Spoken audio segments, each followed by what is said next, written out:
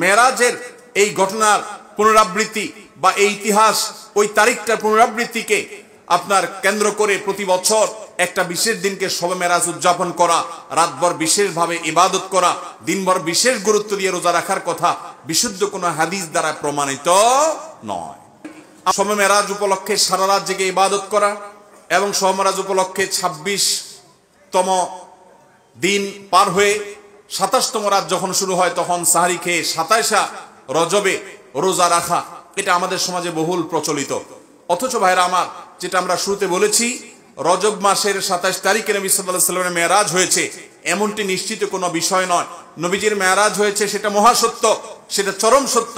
সেটা কি রজবে হয়েছে, না জুমাদাল, নাকি সেটা রবিউল আউয়ালে হয়েছে, নাকি রমাদানে হয়েছে, নাকি শাওয়ালে হয়েছে, 15-16টি মত আছে ইতিহাসবিদদের।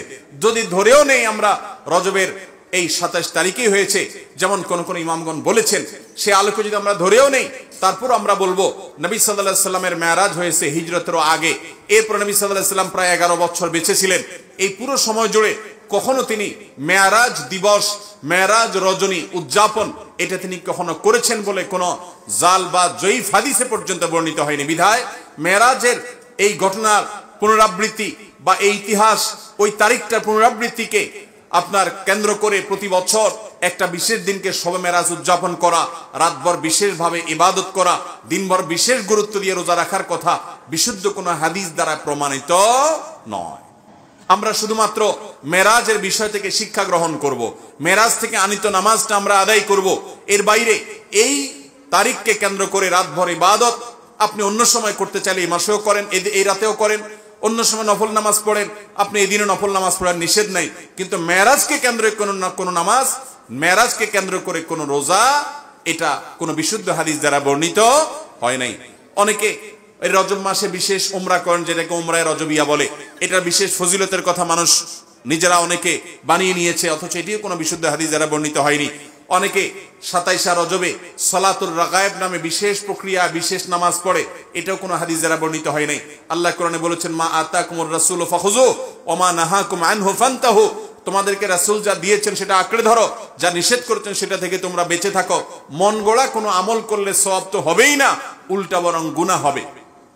আমাদের সমাজে অনেক মানুষ আছেন যারা আজকাল এই সমস্ত কথা শুনলে বলেন যে এটা নাই সেটা নাই, কিছু লোক বাইরে হয়েছে, এটা নাই সেটা নাই শুধু বলে। ভাইরা বাবারা আমার, কোরআন এবং হাদিসে যদি থাকে আপনি 100 বার আমল করেন, আপনি একটু দেখেন, একটু যাচাই করেন, একটু চেক করেন। কোরআন হাদিস অনুবাদ হয়ে গেছে, কোনো বই পুস্তক নয়, হয় কোরআনে আল্লাহর নবী করিম সাল্লাল্লাহু আলাইহি ওয়াসাল্লামের কোনো হাদিসে। ইসলাম ফাউন্ডেশন প্রায় সবগুলো বই অনুবাদ করেছে, বড় বড় প্রসিদ্ধ হাদিস গ্রন্থগুলো। আপনি চেক করে দেখেন যে মেরাজের রাতকে কেন্দ্র করে, মেরাজের দিনকে, দিবসকে কেন্দ্র করে কোনো আমল সাহাবা ইকরাম করেছে কিনা, নবী সাল্লাল্লাহু আলাইহি ওয়াসাল্লাম করেছে কিনা। তিনি যদি করে আপনি কেন করবেন না?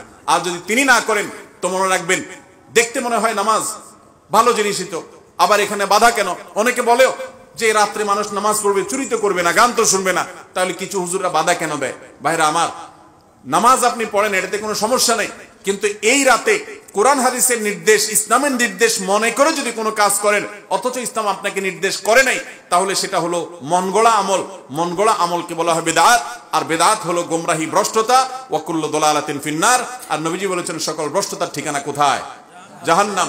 আমরা যখন খেতে চাষ করি, চাষ করলে শুধুমাত্র যখন আপনি ধানের গাছ লাগান, শুধু ধান গাছ হয় না সাথে আগাছাও হয়? আগাছা দেখতে ধানের মতো না? আমরা কি সে আগাছাগুলো রেখে দেই নাকি আস্তে আস্তে তুলে ফেলে দেই? যদি কেউ মনে করে আরে ধান গাছ তো অল্প একটু জায়গাতে আছে, আগাছার জায়গায় হয়েছে, সমস্যা কি?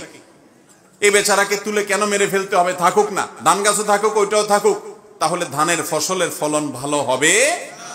আপনার ঈমান এবং আমলের ফলন যদি ভালো হতে হয়, তাহলে বিদআত এবং মনগড়া আমল এগুলো থেকে নিজেকে সরাতে হবে।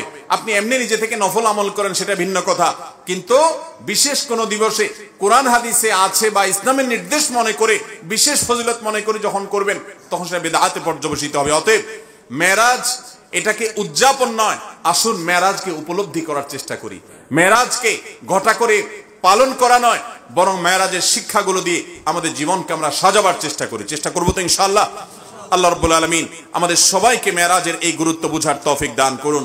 এই মেরাজের অন্যতম বড় শিক্ষা হলো আমাদের প্রিয় নবী সাল্লাল্লাহু আলাইহি সাল্লামের মর্যাদা কত বেশি।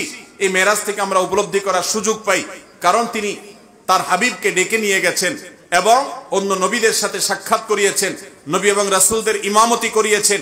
এতগুলো বিষয় দিয়ে আল্লাহ তাআলা প্রমাণ করেছেন তার হাবিবের মর্যাদা কত বেশি।